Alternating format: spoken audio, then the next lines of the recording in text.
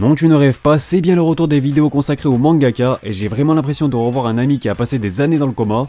Plus sérieusement, l'arrêt des vidéos Jump Hebdo me permet de réinvestir mon temps dans des séries comme celle-ci que j'avais été contraint de délaisser. Donc j'espère que vous êtes chaud pour le retour de cette émission puisqu'on va s'attaquer à un sacré mangaka, à savoir Yusuke Murata.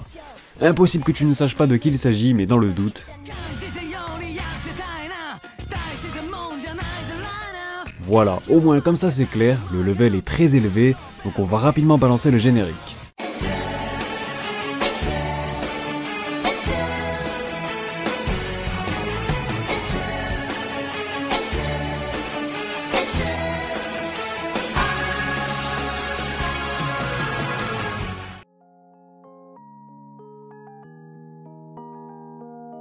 Salut à tous, c'est Otakult. Aujourd'hui on se retrouve pour un nouvel épisode de l'émission dédiée au mangaka, un épisode sur Yusuke Murata qui sera même une V2 d'une vieille vidéo assez dégueulasse.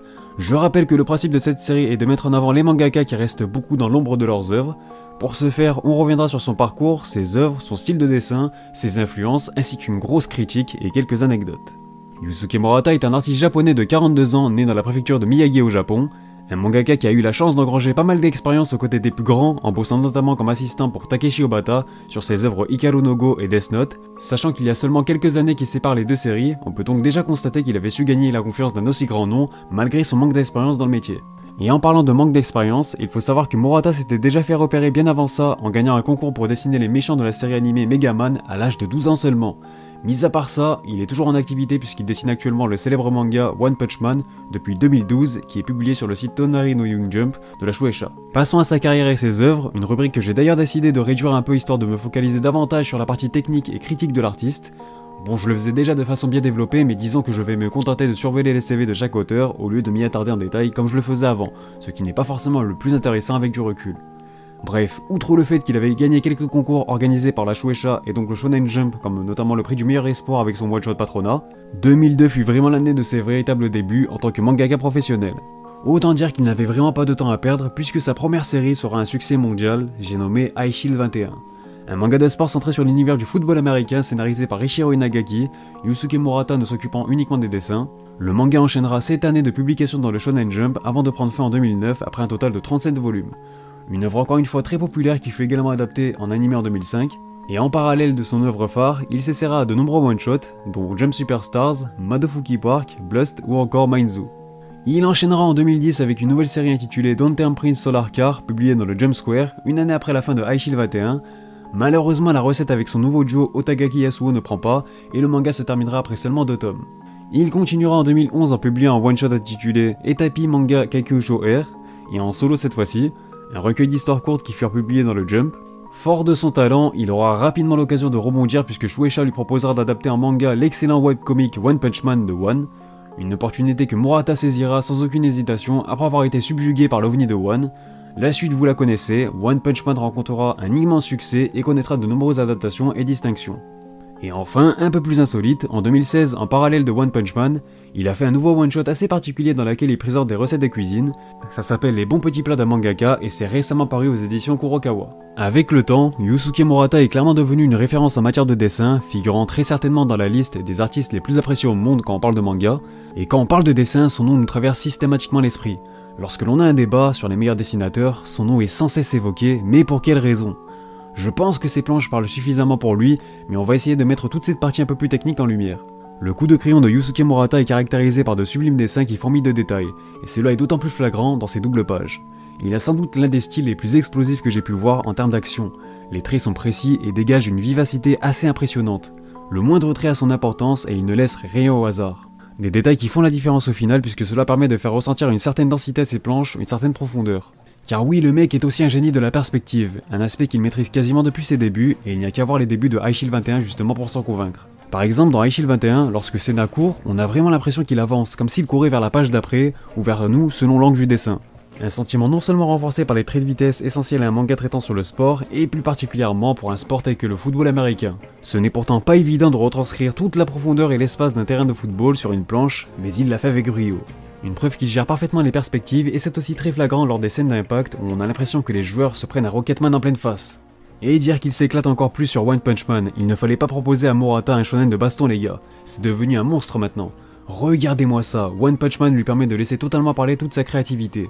S'il se débrouillait déjà bien sur ce point dans High Shield 21, avec notamment la représentation de la force et du niveau des joueurs qui était parfaitement illustrée et retranscrite, il était quand même limité par son genre, le sport. Car oui, au bout d'un moment il devient difficile de se renouveler quand tu dépeins des matchs de football américain. Même si encore une fois il le faisait vraiment parfaitement, d'un point de vue artistique, il lui fallait un genre nouveau. Autant dire que One lui a donné l'occasion de s'épanouir pleinement avec One Punch Man. Que ce soit encore une fois les perspectives de folie qui apportent une réelle profondeur à ses dessins, le découpage sensationnel qui instaure un dynamisme et un rythme fou à ses combats, ou encore le sens de sa mise en scène qui me met une claque à chaque fois. Rien n'est à jeter et les points sur lesquels j'aurais pu être plus critique ont déjà été améliorés, ses chara-design. C'est d'ailleurs sur ce point que je trouve qu'il a le plus level up au cours de sa carrière, il n'y a qu'à voir encore une fois les débuts de High Shield 21 pour s'en convaincre. Dans les premiers tomes, ses personnages ne dégageaient aucune prestance je trouve, et c'était déjà sa gestion de la perspective qui carriait ses dessins. Cela dit, au fur et à mesure que le manga montait en puissance, les différents personnages gagnaient par la même occasion en prestance, dégageant ainsi beaucoup plus d'assurance et on voit tout de suite la différence. Depuis avec One Punch Man, je trouve qu'il a encore passé un cap, puisqu'encore une fois les genres action et baston lui permettent des choix quasi illimités, bref, il maîtrise également tout ce qui touche à l'anatomie. Comme chaque artiste, ses seules limites sont sa créativité et son imagination, mais il a déjà eu l'occasion de nous démontrer à plusieurs reprises qu'il en avait encore à revendre. Je fais par exemple référence, et vous allez tout de suite comprendre, à certains chapitres qui sont dessinés de telle façon à ce qu'on ait l'impression de regarder un animé. C'est un malade mental, je suis désolé, mais parvenir à animer un manga, c'est une prouesse absolument phénoménale. Ce n'est pas comme s'il avait fait sur quelques pages, sur quelques cases, non, le mec a littéralement animé des dessins entiers fourmillant de détails. Ce qui fait encore une fois écho à son sens de la mise en scène que je mentionnais tout à l'heure, la seule limite de Yusuke Murata et Yusuke Murata lui-même. Je n'ose même pas aborder son approche de la couleur qui est une qualité de plus à son actif. C'est parfait, il n'y a rien à jeter, et je rajouterais même que j'ai souvent tendance à trouver que le noir et blanc perd de sa superbe lorsque l'on le passe en couleur. Il y a souvent des détails qui sont moins bien maîtrisés en couleur selon les auteurs, mais Murata il en a rien à foutre. Je dirais même qu'il parvient à se sublimer encore plus avec de la couleur, c'est trop. La couleur ajoute toujours plus de texture à ses planches, comme si ses personnages prenaient définitivement vie. C'est tout simplement un monstrueux dessinateur, un véritable génie, et si je devais choisir quelqu'un pour lui piquer ce talent, eh bien ça serait peut-être lui. En tout cas à mes yeux ça reste le meilleur dessinateur dans un style entre guillemets shonen, plus spécifiquement dans le genre action et le sport du coup, mais je suis persuadé qu'il parviendrait à se sublimer dans n'importe quel genre d'œuvre. Son seul gros défaut j'ai envie de dire c'est que ce n'est pas un scénariste, il ne sait pas écrire d'histoire, c'est d'ailleurs pour ça que ses œuvres à succès ont été réalisées en duo, principalement High Shield 21 et One Punch Man. Donc je vous pose une simple question, un bon mangaka se doit-il de savoir bien dessiner ainsi que de concevoir de bons scénarios?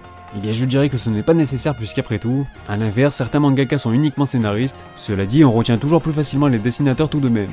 Donc bien que j'ai quand même une préférence pour les mangakas complets alliant aussi bien le dessin et le scénario, Yusuke Murata reste malgré tout l'un de mes artistes favoris. Disons que le fait qu'il s'occupe uniquement de la forme est un mal pour un bien, puisque là lui a permis de se perfectionner la main et tout le monde rêverait de voir son histoire ou juste ses personnages dessinés de sa main. Ses talents d'artiste couplés à un bon scénariste est très souvent synonyme de succès pour ne pas dire toujours.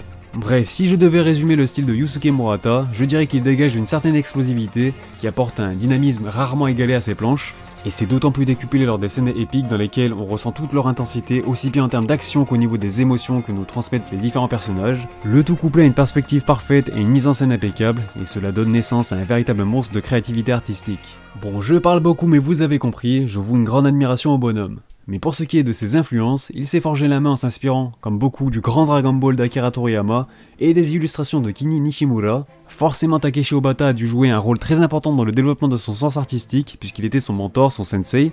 Ainsi Murata a su trouver son propre style, facilement identifiable, et est désormais reconnu de tous comme étant l'un des meilleurs dessinateurs de manga au monde. Et pour finir, voici une petite rubrique consacrée aux anecdotes, avec une des plus bluffantes à mes yeux. Ces dessins que vous voyez là ont été réalisés par les filles de Yusuke Murata à l'âge de 10 ans seulement. On n'a clairement pas les mêmes gosses, on est bien d'accord. Je l'ai brièvement mentionné en début de vidéo, mais en 1990, à l'âge de 12 ans, il a participé à des concours pour designer les méchants de Megaman et a gagné 2 fois avec ses dessins datés pour le design final. Les génériques de ces jeux mentionnent son nom en tant que concepteur pour Dustman dans Megaman 4 et Crystalman dans Megaman 5, et son nom figure aussi en remerciement dans Megaman 3. Il a été l'assistant et apprenti de Takeshi Obata sur Hikaru no Go et Death Note de 1998 à 2002, c'est important de le rappeler. Il a dessiné de nombreuses illustrations pour le Weekly Shonen Jump que vous avez pu contempler tout au long de cette vidéo. Le concept peu original de son manga Etapi Manga Kenkyūjo R, comme son titre, sont inspirés d'un manga de Toriyama, auteur de Dragon Ball, nommé Toriyama Akira no Etapi Manga Kenkyūjo, où Toriyama apprend comment gagner des millions en dessinant les mêmes personnages en boucle depuis 30 ans. Murata a bossé avec la Toei en 2014, il est même mentionné comme chara-designer pour la série Majin Bone, et il s'excuse lui-même du retard qu'il a pris dans son travail à cause de ça dans le volume 7 de One Punch Man.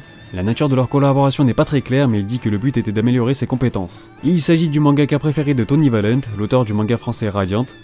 Et lors de la sortie au Japon du premier tome, Murata a même complimenté Tony Valent avec un petit mot sur chaque volume 1 mis en vente, accompagné d'un dessin de Seth, le protagoniste dessiné de la main de Murata. Si ça c'est pas la grande classe. Yusuke Murata est aussi un streamer, alors il ne fait pas de live sur Twitch mais sur une autre plateforme sur laquelle on peut avoir la chance de le voir dessiner ses planches en live. Je vous mettrai bien évidemment le lien en description. Et enfin on termine par une anecdote un peu moins réjouissante puisqu'il s'agit de l'annulation d'un projet de grande envergure et qui annonçait vraiment du lourd. Il était question de l'adaptation en manga de la célèbre saga cinématographique Retour vers le futur. La raison de cette annulation était due à un manque de droits non pas pour la licence en tant que telle mais pour certains éléments qui devaient apparaître. Malgré tous ces efforts, l'éditeur n'ayant pas réussi à obtenir les autorisations nécessaires pour la création du manga. Et ce putain de bordel, c'est bien dommage. Sur ce, on arrive à la fin de cette vidéo, donc j'espère qu'elle vous aura plu. On va essayer de reprendre un rythme régulier sur cette série également, donc restez à l'affût. N'hésitez pas à vous abonner si ce n'est pas déjà fait pour ne pas manquer les prochains épisodes, d'autant plus que pour le prochain, on parlera du grandissime Kentaro Miura, voilà entre autres l'auteur de Berserk. Mis à part ça, vous pouvez aussi me suivre sur mes réseaux sociaux, à savoir Twitter, Insta, ou encore me soutenir sur Utip. Bref, sur ce, moi je vous dis à bientôt pour de prochaines vidéos, portez-vous bien, et sur ce, on se reverra.「